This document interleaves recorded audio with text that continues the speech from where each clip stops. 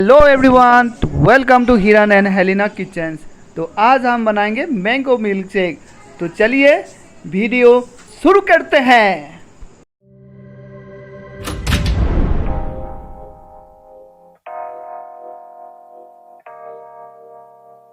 क्या है ये? हमने आम काट लिया है, एक आम।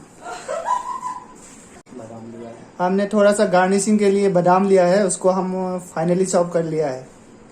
तो अभी हम इसमें जार ले लिया है, जार में ट्रांसफर कर देंगे आम को ट्रांसफर कर दिया। अभी इसमें हम ठंडा ठंडा दूध मिलाएंगे, 1 कप दूध, ठंडा ठंडा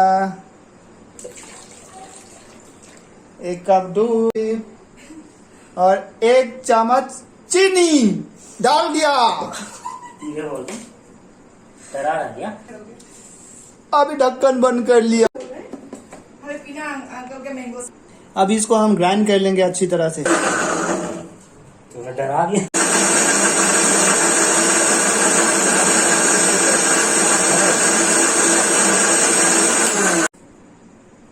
और ये हम लोग का मैंगो शेक बन के रेडी है।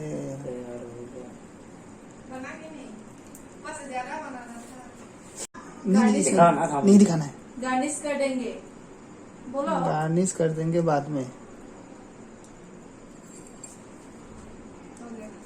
अभी कौन पिएगा?